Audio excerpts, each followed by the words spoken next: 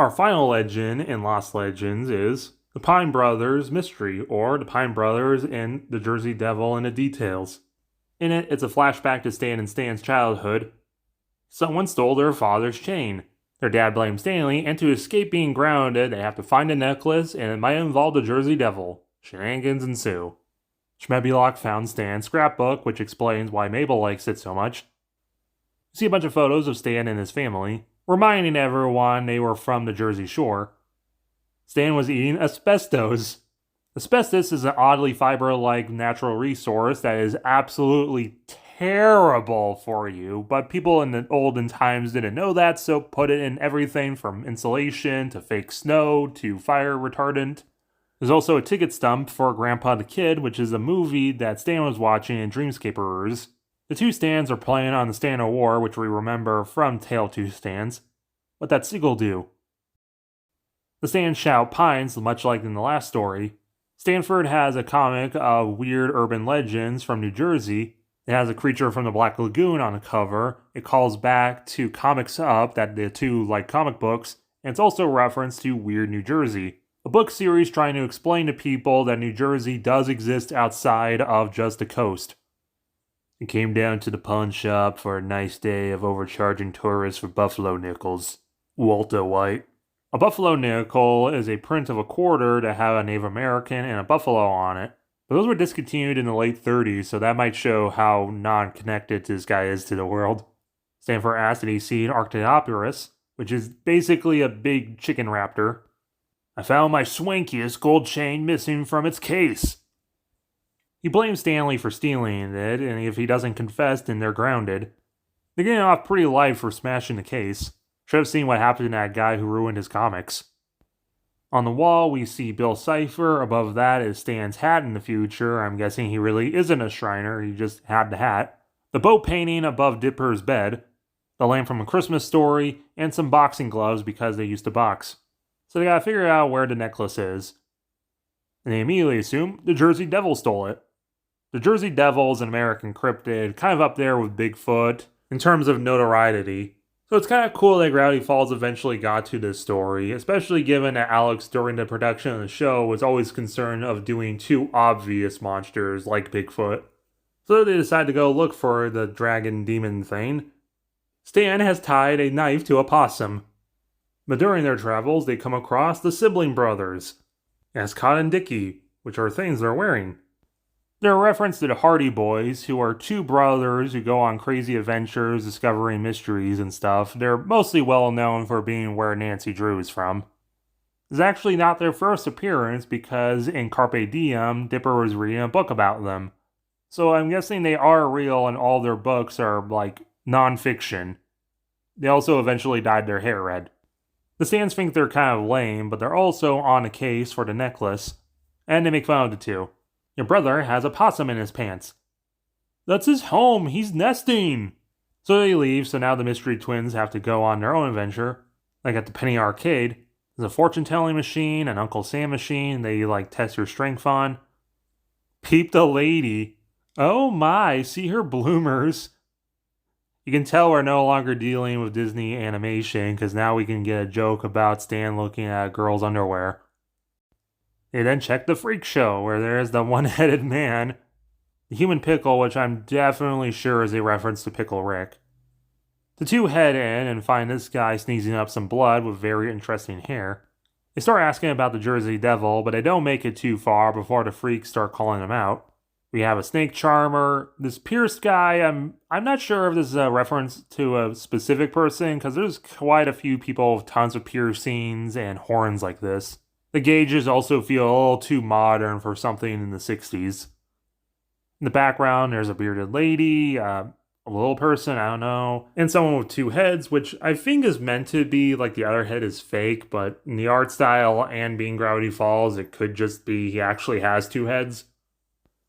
Normie, Normie, Normie. I'm being made fun of for fitting in, I'm so confused. But luckily, Ford has 6 fingers. I've read somewhere that supposedly 6 fingers is actually a dominant trait, but for whatever reason, it's actually very uncommon. But luckily, some guy with a lot of tattoos might know where the Jersey Devil be on one of his tattoos. Eat saltwater Jaffies, seagull flavored taffy? Oh no, sorry, I rent this shoulder for ads. Look by my spine.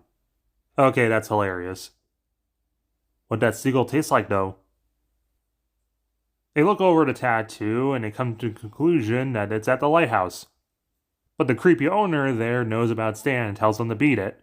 The awkward teenage lifeguard, is that a reference to The Simpsons? Oh no, the sibling brothers are ahead of them. After you! No, after you! No, after you! No, after you! No, after you! No, after you! No, after you! No, after you! Just shove it! Oh my god! We killed the sibling brothers! Remember to hit the like button, hit the subscribe button if you're new, share with your friends, comment. Want to steal their outfits and impersonate them to get into the lighthouse? Logical. That's logical. So getting into the lighthouse in disguise. The sweater's giving me highs. If I ever dress like this on purpose, put bleach in my Ovaltine. Ovaltine is like old people Nesquik. I think most people know it mostly because it was referenced in A Christmas Story. After playing at the lighthouse for a little bit, they find a direction to the next clue. They head into the cave like it's the Goonies. And Stanley starts feeling bad because he's starting to realize that Dad likes him less. Ford assures him that he's a good kid. It's a really nice emotional bit, especially because we know where these two characters will end up. But the possum steals her light, so Stan has to chase after it. Before it's confronted by the ghost of the sibling twins, and they already cracked the code. Stan actually did steal the necklace. Ford feels betrayed about this. We get a rum reference in the Disney Kid product, but also Stan found the real Jersey Devil. So they all panic and run. We get our second swear in the book, you love to see it. And our third with, hey look, hell, we'll be safe in there. So the Stans hide in hell, and Ford confronts Stan about what happened. And we get another really well done emotional scene because Stanley just wanted to take the necklace and have it all done up nice. He was too embarrassed to admit it because he's sick of being known as just the dumb brother. It does make you feel bad for Stan, even with the knowledge of what he'll do with Ford. Oh no, the devil appears.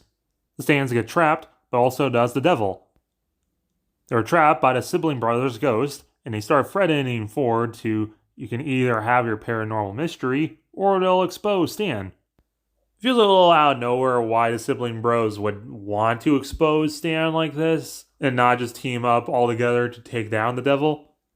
But Ford makes his decision. To toss a possum at the devil, freeing him. He attacks the sibling bros' ghost, making them deader. And Ford's like, we're all Keens and shit, now bounce.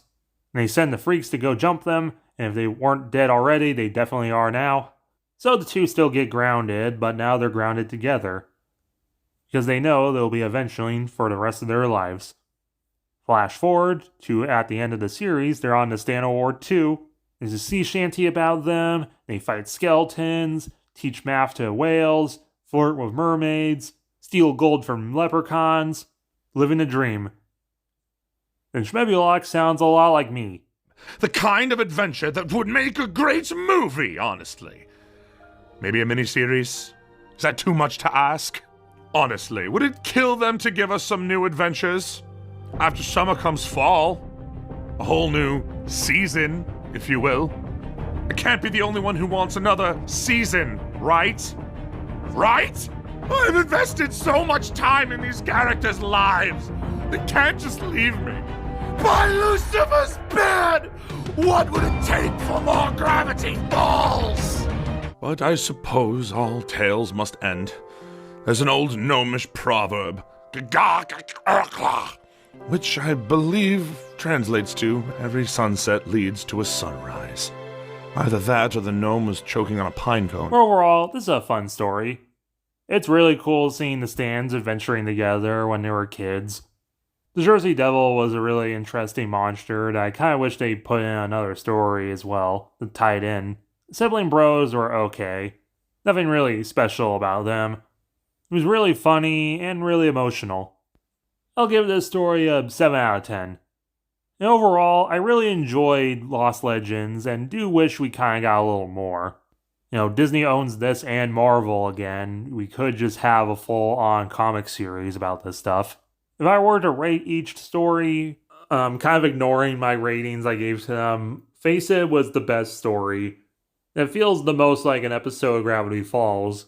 If any of them could have been turned into a full episode, Face It would be the one.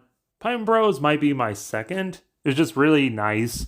Comics Up is also pretty nice, but also had really fun references and stuff.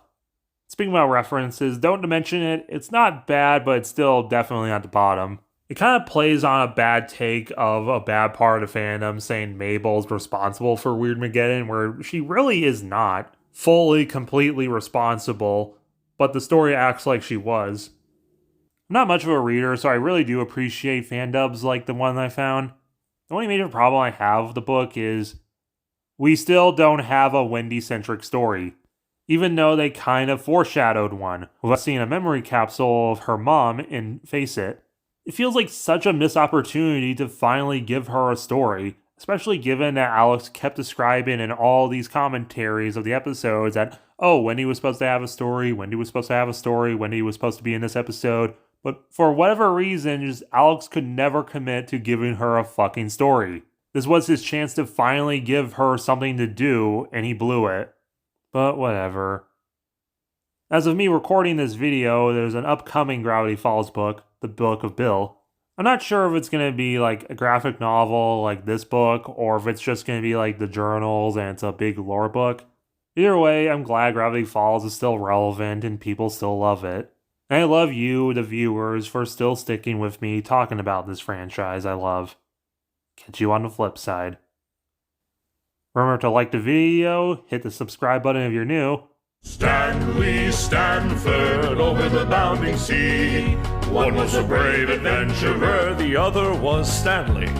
Adventures, dentures, they'll travel to foreign lands. With fists and brains and bodily pains, nothing can stop the Stans. Stanford bravely teaches math to a whale. Stan will flirt with mermaid gals and probably will fail.